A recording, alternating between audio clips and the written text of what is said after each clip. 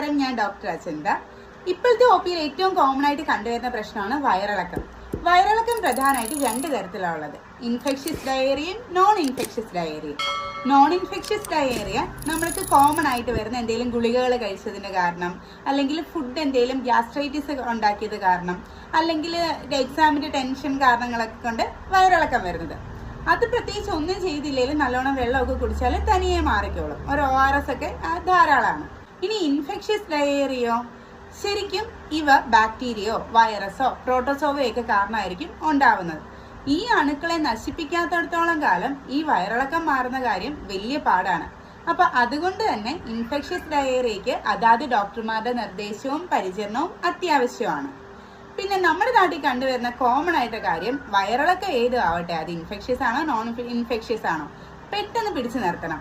Medical സ്റ്റോറിൽ ചെല്ലുന്നു, വേഗം 2 ഗുളിക വാങ്ങിക്കുന്നു, കഴിക്കുന്നു. പലപ്പോഴും ഇങ്ങനെ മെഡിക്കൽ സ്റ്റോറുകളിൽ നിന്ന് വാങ്ങിച്ച് കഴിക്കുന്ന ഗുളികകൾ ലോപ്പറമൈഡ് കണ്ടന്റ് അടങ്ങിയിട്ടുള്ളതായിരിക്കും.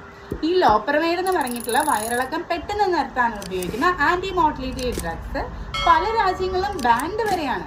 ഈ ഇൻഫെക്ഷ്യസ് ഡയേറിയ ഇങ്ങനെ പെട്ടെന്ന് നിർത്തി കഴിഞ്ഞാലേ ആ ഇൻഫെക്ഷൻ വയറ്റിൽ തന്നെ കെട്ടിനിന്ന് പിന്നീട് പണി ഉണ്ടാക്കുവേ.